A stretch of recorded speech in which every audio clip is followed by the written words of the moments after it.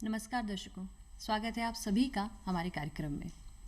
दूरस्थ शिक्षा प्रणाली परंपरागत शिक्षा प्रणाली के एक सशक्त विकल्प के तौर पर उभरकर सामने आई है और साथ ही ये परंपरागत शिक्षा प्रणाली के सभी उद्देश्यों को पूरा करती है। भौगोलिक सीमाओं की सभी समस्याओं को ध्वस्त करते हुए एक नया और नूतन प्रयोग है दूरस्थ शिक्षा प्रणाली। इसलिए आज हमारे कार्यक्रम में हमारी भी चर्चा का विषय दूरस्थ शिक्षा प्रणाली की ही नई रूपरेखाएं और नवाचार हैं। और इसी विषय पर चर्चा करने के लिए आज हमारे साथ हमारे कार्यक्रम में है डॉक्टर इंदु रावी जी। नमस्कार मैम, आपका बहुत बहुत स्वागत है हमारे कार्यक्रम में। जैसा कि मैंने अभी कहा, दूरस्थ शिक्षा प्रणाली हमारी आज की चर्चा का मुख्य विषय है। तो सबसे पहले अगर आप हमारे दर्शकों के लिए इस पर प्रकाश डालें कि दूरस्थ शिक्षा प्रणाली है क्या। दूरस्थ शिक्षा प्रणाली एक तरह की प्रणाली है जिसमें जो टीचर है, शिक्षक है, और जो स्टूडेंट्स हैं, ये दोनों एक दूसरे से फिज़िकली अलग रहते हैं। और इसमें टेक्नोलॉजीज़ को, डिफरेंट टेक्नोलॉजीज़ को यूज़ करके पढ़ाया जाता है। तो इसमें क्योंकि वो एक दूसरे से अलग है, इसलिए इसको डिस्टेंस एजुकेशन कहा जाता है। और ये जो टेक्नोलॉजी है या जो टेक्निक्स इसमें यूज़ करते हैं आजकल के प्रेजेंट समय में, इसको ध्यान में रखते हुए आईसीटी टेक्नोलॉजीज़ यूज़ किए जाते हैं इसमें। अच्छा, तो ये है एक हमने बेसिक मतलब इसका मीनिंग है, जिस तरह से मतलब किसी भी तरह से विद्यार्थी को फिजिकली वहाँ प्रेजेंट होने की बार बार ज़रूरत नहीं है, बार बार, और ये सुविधाजनक तरीके से विद्यार्थी शिक्षा भी इसमें ग्रहण कर सकता है। इसमें शिक्षा आपके द्वार कहते हैं जी, education at your doorstep कहा जाता है, कि जिसमें आप घर बैठ के पढ़ाई कर सकते हैं, आपको कॉलेज, स्कूल या यूनिवर्सिटी जाने की ज़रूरत नहीं होती है। अच्छा, तो आपकी इसी बात से मैं पूछना चाहूँगी, तो ये हर लेवल पे उपलब्ध है, मतलब स्कूल, कॉलेज और महाविद्यालय तक, या सिर्फ विद्यालय तक ओपन शिक्षा, ये डिस्टेंस लर्निंग? बिल्कुल, डिस्टेंस लर्निंग जो है हर लेवल पे उपलब्ध है। ओपन स्कूलिंग कही जाती है, जो फर्स्ट से लेके 12th तक जो गवर्नमेंट की NIOS है वो प्रोवाइड करती है स्कूलिंग लेवल पे एजुकेशन। और हायर एजुकेशन में हमारी स्टेट ओपन यूनिवर्सिटीज़ या नेशनल ओपन यूनिवर्सिटीज़ जो हैं वो प्रोवाइड करती हैं डिस्टेंस लर्निंग से। कई प्राइवेट यूनिवर्सिटीज़ भी हैं जो डिस्टेंस लर्निंग से कोर्सेज ऑफर करती हैं। और इंडिया में, मतलब हमारे देश में, एक नेशनल ओपन यूनिवर्सिटी है और करीब 13 जो स्टेट ओपन यूनिवर्सिटीज़ हैं हायर एजुकेशन जो प्रोवाइड करती हैं। अच्छा, ताकि विद्यार्थियों को किसी भी तरह की समस्या ना हो, मतलब शिक्षा वाकई उनके द्वार पहुंच सके। बिल्कुल। अब एक सवाल मेरे मन में जो उठता है कि why a student should opt for this, क्यों विद्यार्थी को ओपन लर्निंग की तरफ मतलब वो जाए, क्यों उसे आकर्षित करेगा? देखिए, आकर्षित करने वाली बात नहीं आती है, ये उन बच्चों के लिए, मतलब जैसे कहते हैं ना, पीपल्स हायर एजुकेशन में हम लोग कहते हैं पीपल्स यूनिवर्सिटी है। हर कोई जो भी हायर एजुकेशन लेना चाहता है या जो एजुकेशन लेना चाहता है स्कूल लेवल पे, उनके लिए ये मोड ऑफ एजुकेशन होता है। जो लोग रोज़ स्कूल नहीं जा सकते हैं बच्चे, उनको रोज़ जाना पॉसिबल नहीं है, पेरेंट्स हो सकता है नहीं अफोर्ड कर पाते हों उनको बड़े स्कूल्स में भेजने के लिए या गवर्नमेंट स्कूल्स में भी भेजने के लिए, तो वो लोग डिस्टेंस एजुकेशन से ये पढ़ाई अपनी पूरी कर सकते हैं। हायर लेवल पे भी कुछ लोग ऐसे होते हैं, हाउसवाइफ्स हैं, वो अब उनकी पढ़ाई पूरी नहीं हो पाती है, या जिन लोगों के लिए जॉब करना ज़्यादा इम्पॉर्टेंट है, तो वो लोग जॉब के साथ साथ अपनी पढ़ाई कर सकते हैं। हाउसवाइफ्स अपना घर संभालने के साथ साथ अपनी पढ़ाई कर सकते हैं। तो डिस्टेंस लर्निंग इन लोगों के लिए बहुत ही हेल्पफुल हो जाता है। जी, जहाँ कोई भी किसी तरह की रुकावट है या आप सामान्य तौर पर नहीं जा सकते, तो एक बहुत बड़ी मदद के तौर पर भी है। शायद एक दूसरा मोड ऑफ एजुकेशन अवेलेबल है कि जिन लोगों को रेगुलर ट्रेडिशनल मोड से जो पढ़ाई नहीं कर सकते हैं, वो दूरस्थ शिक्षा से पढ़ाई कर सकते हैं। और अधिकांशतः इसमें जो मोड ऑफ एजुकेशन रहता है वो क्या रहता है? मोड ऑफ एजुकेशन जो है, ज़्यादातर इसमें प्रिंट मीडिया तो होता ही है। जो भी आप डिस्टेंस लर्निंग कोर्सेज अगर आप एडमिशन लेते हैं तो आपको बुक्स प्रोवाइड कराई जाती हैं, है ना। तो बुक्स तो आपको प्रिंट मीडिया तो मिलता ही है पढ़ने के लिए, बट जो मोड ऑफ लर्निंग है वो मल्टीमीडिया मोड ऑफ एजुकेशन होता है, जिसमें हम कह सकते हैं कि टेलीविज़न के थ्रू भी कोर्सेज पढ़ाए जाते हैं हायर एजुकेशन में, जैसे ज्ञान दर्शन है चैनल, या फिर स्वयं प्रभाव जो है, जो 12 DTH चैनल्स के थ्रू एजुकेशनल चैनल्स हैं। अच्छा। उसमें पढ़ाई के ही कोर्सेज उसमें 24 घंटे आते हैं। अच्छा। तो स्वयं प्रभा हो गई, ज्ञान दर्शन हो गई, ये टेलीविज़न के थ्रू हो गया। अच्छा। फिर ज्ञानवाणी है, जैसे ये FM चैनल्स हैं, जी। उस एजुकेशनल चैनल्स हैं जिसमें कोर्सेज पढ़ाए जाते हैं अलग अलग सब्जेक्ट्स के।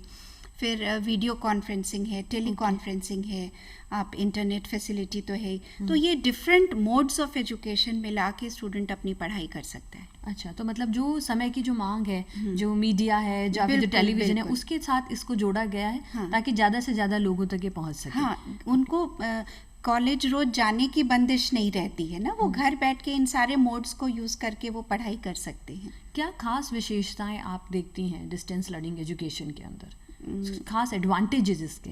देखिए, एडवांटेज तो यही है कि स्कूल लेवल पे इसमें कोई रेस्ट्रिक्शन, एलिजिबिलिटी जैसी चीज़ नहीं होती है। स्कूल एजुकेशन में कोई भी 10वीं का फॉर्म भर सकता है, स्पेसिफिक एज लिमिटेशन होती ही है। उसी तरह हायर एजुकेशन में भी 18 वर्ष से लेकर 80 साल तक के लोग इसको ऑप्ट कर सकते हैं। एज लिमिट नहीं है। पढ़ाई आप अपनी सुविधानुसार कर सकते हैं कि आप अपनी जगह चुन सकते हैं कहाँ से आपको पढ़ना है, आपकी गति क्या होगी पढ़ने की, और ड्यूरेशन ऑफ स्टडी की भी आपके पास छूट होती है। कि जैसे हर प्रोग्राम की एक मिनिमम न्यूनतम अवधि होती है और एक अधिकतम अवधि होती है। उस अधिकतम अवधि के अंदर आपको वो प्रोग्राम पूरा करना होता है। तो वो सुविधा आपके पास है कि आप किस गति से पढ़ना चाहते हैं। आपके पास कोई और ज़रूरी काम आ गया, आप एग्ज़ाम नहीं दे पाए, तो अगले 6 महीने में एग्ज़ाम दे सकते हैं। हर 6 महीने में एग्ज़ाम्स होते हैं। उस तरह से ये बहुत ही सुविधाजनक होता है। सुविधाजनक साथ ही, हाँ, और ये हर it is open for all, सबके लिए खुला होता है। इसमें कोई रिस्ट्रिक्शन नहीं होती है कि कौन एडमिशन ले सकता है, नहीं ले सकता है, सबके लिए ओपन, किसी तरह का बंधन नहीं है। बिल्कुल, तभी इसको कहा गया है कि हर तरह के बंधन को मुक्त करती हुई ये जो शिक्षा है। हाँ। अब अगर हम इसमें बात करें, अभी हम सभी ने पैंडेमिक का एक दौर देखा है, बड़ी समस्याएं रही, और खासतौर से शिक्षा प्रणाली जो थी वो अपने आप में वो भी काफ़ी समस्याओं से जूझी। ऐसे में डिस्टेंस लर्निंग एजुकेशन के अंदर क्या बदलाव आए, क्या नया कुछ इसमें उभर कर और निकल कर सामने आया है? देखिए, हर फील्ड में चेंजेस आए। हम सभी ने देखा पिछले साल जो कोविड की वजह से चेंजेस आए, उसी तरह एजुकेशन के फील्ड में भी बहुत चेंजेस थे। और इस दौरान हम सभी जानते हैं कि जो कॉलेजेस, यूनिवर्सिटीज़ थे, सब बंद थे। हम सब लोग घर पर बैठ गए लॉकडाउन की वजह से। तो इस दौरान दूरस्थ शिक्षा का और महत्व बढ़ गया। जी, महत्व इस तरह से बढ़ा कि इसमें आपको कॉलेज जाने की ज़रूरत नहीं थी, आप घर बैठ के पढ़ाई कर सकते थे। और इसी सब को ध्यान में रखते हुए हर चीज़ ऑनलाइन कर दी गई है। जो डिस्टेंस लर्निंग है उसमें हर सुविधा आपको ऑनलाइन अवेलेबल करा दी गई है। एडमिशन से लेके आपके रिजल्ट डिक्लेरेशन तक, आपकी क्लासेस हैं जो हैं, सब ऑनलाइन होता है इसमें। तो भले ही जो बच्चों ने एडमिशन ले रखा था रेगुलर ट्रेडिशनल कॉलेजेस, यूनिवर्सिटीज़ में, किसी भी प्रोग्राम में, साथ के साथ वो डिस्टेंस एजुकेशन से भी शॉर्ट टर्म कोर्सेज कर सकते थे उस दौरान। तो उसका महत्व उस तरह से बढ़ गया कि इसमें आपको कहीं जाने की ज़रूरत नहीं पड़ी और आपको एक इक्विवेलेंट डिग्री मिल रही थी। जी, तो ऐसे में सबसे ज़्यादा मुझे लगता है ईजी मोड जो रहा होगा वो ये रहा होगा कि डिस्टेंस लर्निंग एजुकेशन पैंडेमिक के दौरान तो इसका सबसे ज़्यादा प्रयोग हुआ होगा, सबसे ज़्यादा एनरोलमेंट्स भी हुए होंगे। हाँ, बिल्कुल, एनरोलमेंट्स तो होते ही हैं। आप अगर नेशनल ओपन यूनिवर्सिटी की बात करें तो उसमें हाईएस्ट एनरोलमेंट होता है। वर्ल्ड की हाईएस्ट एनरोलमेंट है डिस्टेंस लर्निंग प्रोग्राम्स में इंडिया में। तो इसमें महत्वता इस दौरान ज़रूर बढ़ी है डिस्टेंस लर्निंग की, क्योंकि घर बैठे आपको एडमिशन मिल रहा था, आपकी क्लासेस ऑनलाइन हो रही थी, आप एडमिशन प्रोसेस पूरी तरह से ऑनलाइन कर दिया गया। फी ट्रांजैक्शन का, फॉर्म भरने का, आपका आइडेंटिटी कार्ड तक आप वहाँ से डाउनलोड कर सकते हैं। ये तो एडमिशन प्रोसेस हो गया। फिर अगर हम क्लासेस की बात करें, जो काउंसलिंग सेशंस होते हैं वो ऑनलाइन हो गए थे। आप घर बैठ के अपनी क्लासेस अटेंड कर सकते थे। तो इसकी मॉनिटरिंग भी अगर कोई करना चाहे हायर अथॉरिटीज़, तो वो लोग भी ऑनलाइन इसको मॉनिटर कर सकते थे। इस दौरान आपने देखा कि कितना ये गूगल मीट का, जूम का और ये सारे सब एप्स डेवलप हुई, जिसके थ्रू ये क्लासेस ली जा रही थी। स्कूल लेवल पे हो चाहे हायर एजुकेशन में हो, सब चीज़ ऑनलाइन डिजिटल लर्निंग जिसको हम लोग कहते हैं, उसके थ्रू पढ़ाई कहीं भी बाधित नहीं हुआ और सुगमता से, मतलब ओपन लर्निंग एजुकेशन का जो आप था, देख लीजिए स्कूल्स में कोई सेशन बच्चों का खराब नहीं हुआ है, क्लासेस चल रहे हैं, बिल्कुल चल रहे हैं, फाइनल एग्जाम्स भी हो रहे हैं, सब हो रहा है। जितना बड़ा पैंडेमिक था उतने ही बड़े हमने रास्ते उसमें निकाले और सुगमता से उससे बाहर हम निकल गए। साथ ही साथ सरकार की तरफ से ऑनलाइन कौन से कोर्सेज अवेलेबल कराए जा रहे हैं, मतलब जो कोर्सेज दिए गए हैं विद्यार्थियों के लिए?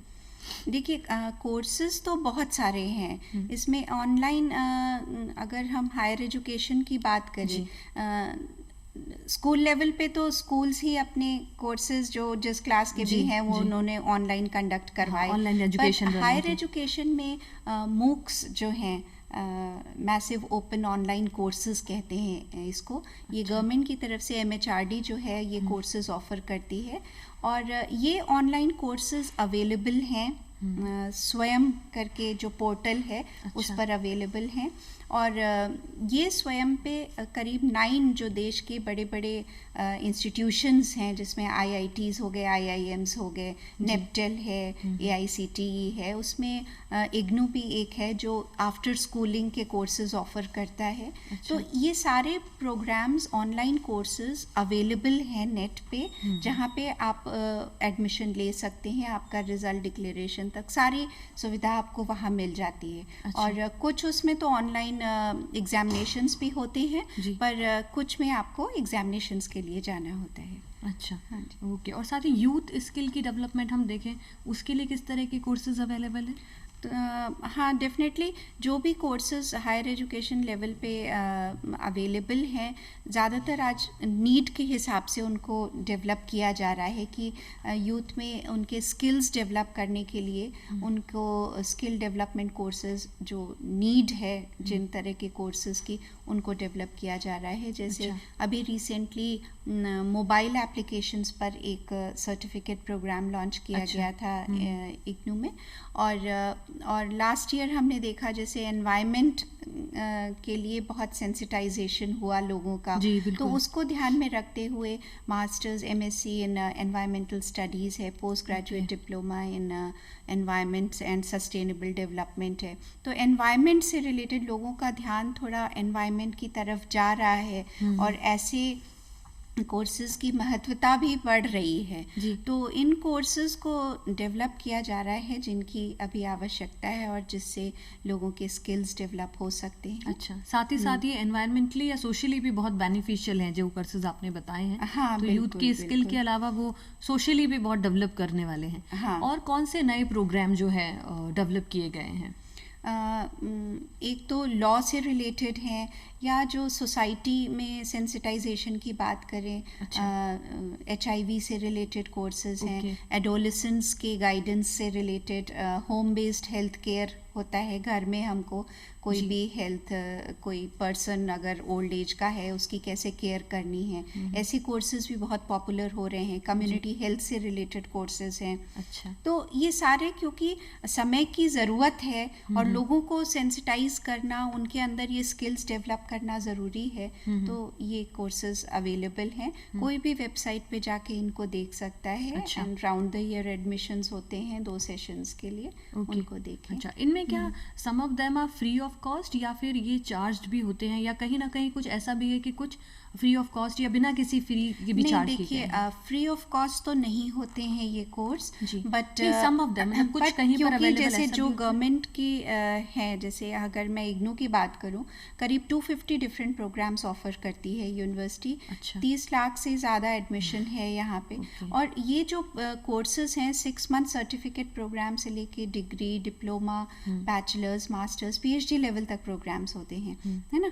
पर ये कोर्सेज हम किस बारे में बात कर रहे थे? ये जो इग्नू वाले जो नए प्रोग्राम्स। हाँ, तो ये सारे प्रोग्राम्स अवेलेबल होते हैं, बट गवर्नमेंट की जो स्कीम्स होती हैं, जैसे SC ST के लिए जो भी फी एग्जेम्पशन होता है वो इग्नू देती है। अच्छा, तो हाँ, मतलब कुछ स्पेशल केसेस में फीस एग्जेम्पशन प्रोवाइड कराया जाता है। इनिशियली सारे प्रोग्राम्स के लिए जब जैसी स्कीम होती है गवर्नमेंट की MHRD के थ्रू जो आता है, तो अभी फिलहाल जैसे 250 प्रोग्राम्स हैं, इसमें से 84 ऐसे प्रोग्राम्स हैं जिनके लिए फी एग्जेम्पशन है SC ST के लिए, और इसकी लिस्ट अवेलेबल है वेबसाइट पे।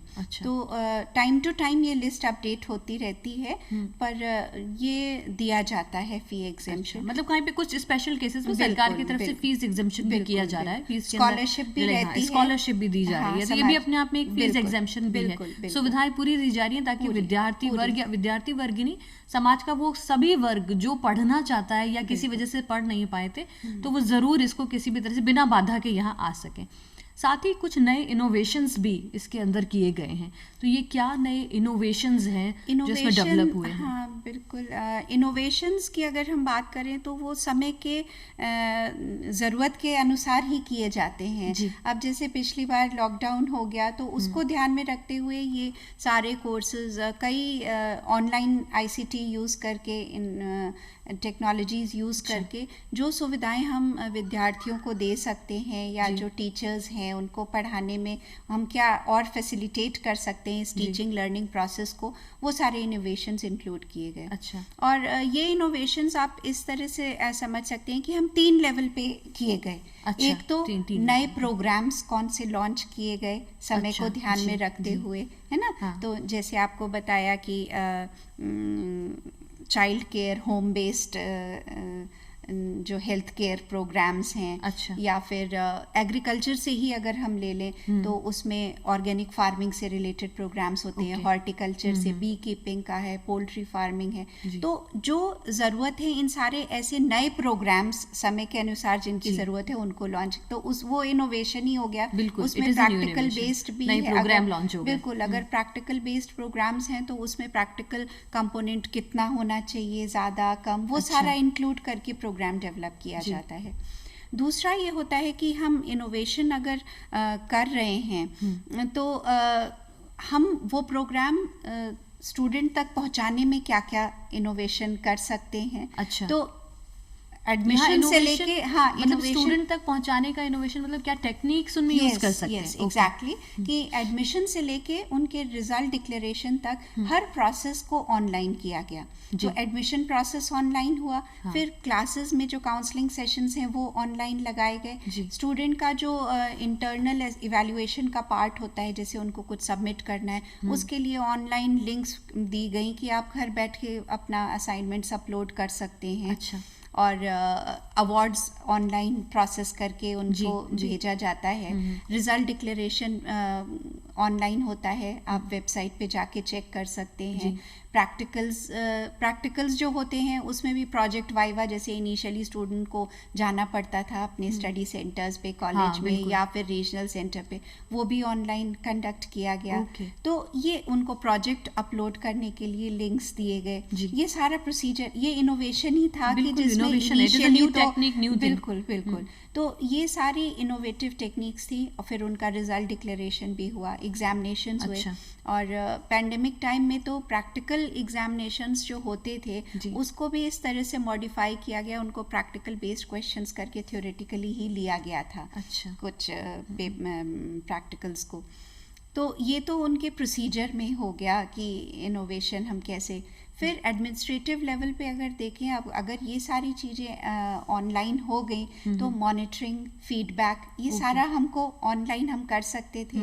कितने सारे डेटाबेसेस डेवलप किए गए जिसको हम फ्यूचर असेस करने के लिए, या फीडबैक अगर हम ले रहे हैं टीचर्स से, स्टूडेंट्स से, तो वो हम फ्यूचर में पॉलिसी बनाने के लिए यूटिलाइज कर सकते हैं। अच्छा, तो पॉलिसी मेकिंग में भी इसका उपयोग हो सकता है फर्दर फ्यूचर के लिए। बिल्कुल। तो all this is basically innovative, जो पहले नहीं किया गया, और अब ये बहुत हेल्पफुल हो रहा है। ओके। ये आपको आगे भी जाके काफी, मतलब फ्यूचर तक भी ये काफी हेल्प करने वाला है। फीडबैक लेना यही होता है भाई, अगर हम स्टूडेंट से ले रहे हैं फीडबैक, जो कमियां हैं सिस्टम में उसको हम बेहतर बना सकते हैं और फ्यूचर में पॉलिसीज डेवलप कर सकते हैं उसके अकॉर्डिंग। तो ये 3 स्टेप्स में आपने ये इनोवेशंस जो थे इनको क्रिएट किया और फिर डेवलप किया। कहीं कोई ऐसी प्रॉब्लम्स या कुछ ऐसी दिक्कतें आई आपको नए तरीके से शिक्षा प्रणाली को डेवलप करके इसका इम्प्लीमेंटेशन करने में? नहीं, ऐसे तो इनिशियली तो देखिए स्कूल लेवल पे भी अगर हम देखें बच्चों को, कहाँ पहले उन्होंने कभी ऑनलाइन क्लासेस अटेंड करी थी, पर अभी जब 1 साल होने को आया है, सारे स्टूडेंट्स सेटल हो गए हैं, उन्हें पता है ऐसे पढ़ना है, कैसे पढ़ना है, दे नो हाउ टू, उनको पता है ऑपरेट कैसे करना है अपनी क्लासेस में, कहाँ कौन सा आइकन कैसे यूज़ करना है। तो उसी तरह हायर एजुकेशन में भी ये सारी इनिशियली थोड़ा हिंड्रेंस आता है, पर हमको जो बेनिफिट मिल रहा है उससे फ्यूचर में उसका रिजल्ट दिखेगा। मतलब हर्डल्स जो थी उन्हें भी आपने पार कर लिया और फाइनली एक नई तरीके से सुगम शिक्षा प्रणाली को आपने और भी सुगम तरीके से इसको आपने डेवलप किया। अब ज़रूर ऐसा हुआ होगा कि जब ये पेंडेमिक आया तो कुछ खास कोर्स सिर्फ पेंडेमिक के लिए या पेंडेमिक के बाद पढ़ाए जाने के लिए आपने डेवलप करे, ऐसे भी कोई स्पेशल कोर्सेज थे? नहीं, ऐसा कोई स्पेशल पैंडेमिक से रिलेटेड, कोविड से रिलेटेड तो ऐसा कोई या किसी डिजास्टर से रिलेटेड? ये डिजास्टर से रिलेटेड तो कोर्सेज पहले ही थे, डिजास्टर मैनेजमेंट के डिप्लोमा सर्टिफिकेट प्रोग्राम्स तो अवेलेबल ही थे, पर हाँ जरूर ये एनवायरनमेंट से रिलेटेड जो कोर्सेज हैं, वो जो एनवायरनमेंट में चेंजेस आए उसको ध्यान में रखते हुए ये एनवायरनमेंट से रिलेटेड कोर्सेज, फिर इंडस्ट्रियल सिक्योरिटी पे कुछ कोर्सेज ऑफर किए गए हैं, सोसाइटी से रिलेटेड कोर्सेज हैं जी। ओके, तो ये खास को तरीके जो आपके कोर्सेज थे और साथ में ये डिस्टेंस लर्निंग एजुकेशन प्लस हमारी जो परंपरागत शिक्षा प्रणाली है, एक मतलब एक जनरल ओपिनियन में आपके इसके बारे में जानना चाहती हूँ। अगर आप इन दोनों की तुलना करें तो ठीक है, परंपरागत शिक्षा प्रणाली जिसमें बच्चा प्रतिदिन स्कूल जाता है, पर जो लोग नहीं जा पा रहे हैं, क्या उनके लिए वाकई ये उतनी ही सुलभ या उतनी ही बेनिफिशियल रहती है भविष्य के लिए?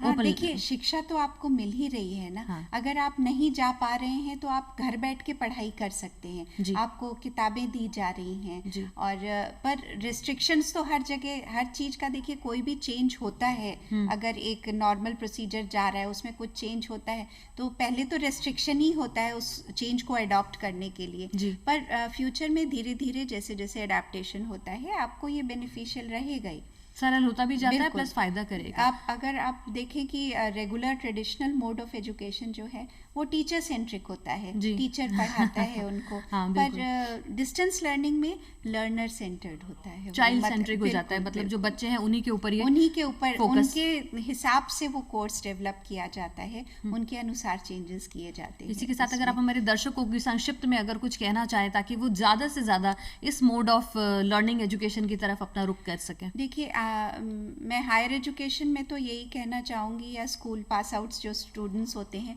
वो भले ही रेगुलर मोड से पढ़ाई कर रहे हों, किसी भी कॉलेज में यूनिवर्सिटी में एडमिशन लें, साथ के साथ वो डिस्टेंस लर्निंग में उसी दौरान कोई छोटे मोटे कोर्सेज कर सकते हैं जिसमें वो फ्यूचर में अपना कैरियर बनाना चाहते हैं। अच्छा। तो ये उनके लिए बहुत बेनिफिशियल रहेगा कि वो 3 साल का अगर कोई डिग्री कर रहे हैं, अंडर ग्रेजुएट डिग्री कर रहे हैं, उसके साथ साथ वो एक डिप्लोमा, एक सर्टिफिकेट प्रोग्राम एडिशनल करते हैं, तो वो फ्यूचर कैरियर के लिए उनके लिए बहुत बेनिफिशियल रहेगा। धन्यवाद मैम, आज आप हमारे कार्यक्रम में आए और आपने डिस्टेंस लर्निंग एजुकेशन के बारे में हमें काफ़ी विस्तृत जानकारी दी, साथ ही जो नए एस्पेक्ट इसमें निकल कर आए और किस तरह से वो विद्यार्थी उनसे लाभान्वित हो सकते हैं, इसके बारे में आपने हमें बताया, उसके लिए आपका बहुत बहुत धन्यवाद। इसी के साथ दर्शकों मैं आपसे कहना चाहती हूँ कि एजुकेशन का कोई भी चाहे तरीका हो, चाहे वो परंपरागत शिक्षा प्रणाली हो, चाहे वो डिस्टेंस लर्निंग एजुकेशन हो, उसका मुख्य उद्देश्य होता है आपको आत्मनिर्भर बनाना, आगे बढ़ाना। अगर आप किसी भी तरह की समस्या में अपनी परंपरागत शिक्षा प्रणाली से नहीं जुड़ पा रहे हैं तो इतनी जानकारी मिलने के बाद में डिस्टेंस लर्निंग एजुकेशन को ज़रूर अपनाएं।